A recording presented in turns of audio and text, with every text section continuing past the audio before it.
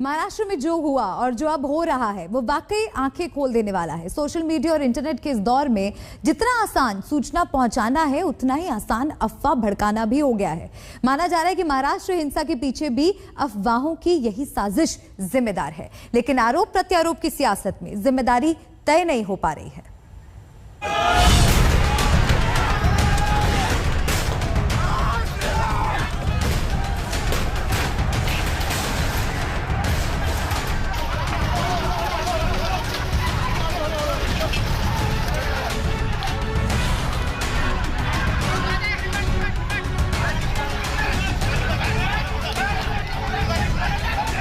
महाराष्ट्र के इस कदर सुलगाने के पीछे सोची समझी साजिश तो है, लेकिन इसके असल सूत्रधारों के चेहरों पर अभी भी पर्दा पड़ा है।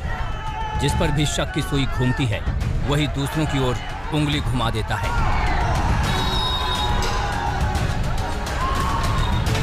आरोपों के दायरे में सबसे पहले आया रजा एकेडमी नाम का मुस्लिम धार्मिक संगठन। शुक्रवार को अमरावती में बंद के दौरान जो तोड़फोड़ हुई वो बंद रजा एकेडमी ने ही बुलाया था। आरोप ये भी है कि अगरतला के फर्जी वीडियो और फोटो के जरिए लोगों को भड़काया गया, लेकिन रजा एकेडमी के कर्ता धर्ता इससे पल्ला झाड़ रहे हैं। जो हिंसा करवाता है वो तो जिम्मेदारी लेता नहीं, जो फसाद करवाता है वो तो जिम्मेदारी अपने को लेता नहीं। और हमने तो रसूलुल्लाह के नाम पे बंद करवाया था और फसाद की जिम्मेदारी हम लें, ये कौन सी बात है? फसाद से दूर दूर का कभी हमारा ताल्लुक़ नहीं रहा। अब दुकान हमने बोला बंद करने के लिए, अब उसके अंदर चोरी हो गई तो उसके अंदर हमारी जिम्मेदार क्या है? वो चोर को पकड़ा जाए। हमने तो बोला था दुकान बंद करने के लिए ना, चोरी करने के लिए नहीं बोला था। तो जो चोर है उसको पकड़ो आप। तो जिन लोगों ने फसाद किया है उनको बिल्कुल न बख्शा जाए। 1978 में शुरू हुई रजा एकेडमी सुन्नी मुस्लिम समुदाय का संगठन है जो कई बार विवादों में आ चुका है। इसी साल रजा एकेडमी ने दुनिया भर के मुस्लिम देशों से फ्रांस के राष्ट्रपति के खिलाफ फतवा जारी करने की मांग की थी। 2012 में मुंबई के आज़ाद मैदान में हुए दंगों में रजा एकेडमी के 17 लोगों के खिलाफ नामजद FIR हैं। रजा एकेडमी ने बांग्लादेशी लेखिका तस्लीमा नसरीन के खिलाफ भी हिंसक प्रदर्शन किए थे। इसी संगठन ने 1988 में लेखक सलमान रश्दी के खिलाफ भी फतवा जारी किया था। प्रतिक्रिया देने की ये कोई तरीका होता है क्या? कभी तो सोचो, हमें भी खबरें मिलती रहती है कि पाकिस्तान में हिंदुओं के मंदिर तोड़े गए, बांग्लादेश में हिंदुओं के मंदिर तोड़े गए, हिंदुओं पर अत्याचार हुआ, तो हिंदुस्तान का हिंदू रास्ते पर नहीं आया ना।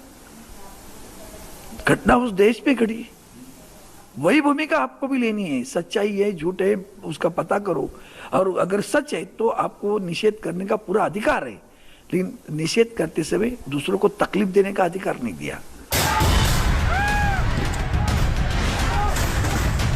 पहले से सुलग रहे अमरावती की आग में पेट्रोल डालने का आरोप बीजेपी कार्यकर्ताओं पर भी है।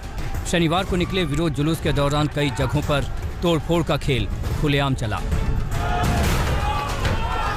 लेकिन बीजेपी नेता भी उंगली दूसरी तरफ घुमाकर अपनी जिम्मेदारी से पल्ला झाड़ रहे हैं।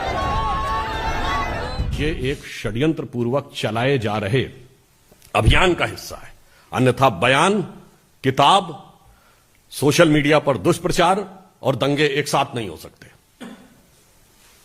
और याद करिए 2012 में यही मुंबई था, उसका वही आजाद मैदान था जहां अमर जवान ज्योति तोड़ी गई थी। किस आधार पे?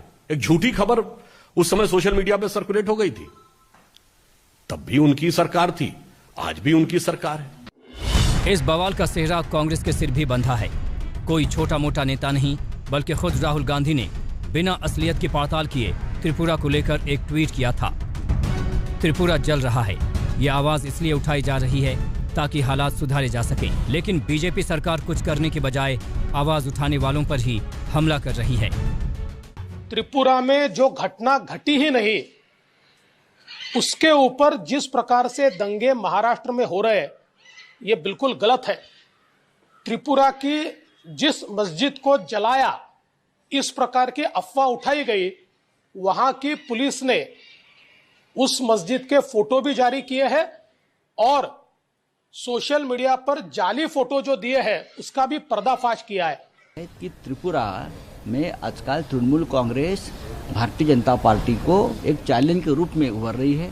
क्या इसीलिए कोई साजिश त्रिपुरा में रची जा रही है और उसका पूरा वातावरण पूरा देश में बिगड़ रहा है? अगर हिंदू सचमुच खतरे में है इस देश में, तो मैं कहूँगा कि मोहन राव भागवत साहब ने, जो सरसंघ चालक है, एक मोर्चा दिल्ली पे निकालिए, हम सब आ जाएंगे और प्रधानमंत्री जी को और गृह मंत्री को आप सवाल पूछिए उस बारे में। सियासत की रोटी बेहद सख्त होती है। भट्टी में जितनी आग में पड़े उतनी बढ़िया तरीके से सिकती है। मुश्किल बस ये है कि इस भट्टी की आग इंसानी जिंदगियां फूंक कर ही भड़कती है। आज तक ब्यूरो। और इसी के साथ वक्त है एक ब्रेक का है। खबरों का सिलसिला आज तक पे लगातार जारी है, बने रहिए हमारे साथ।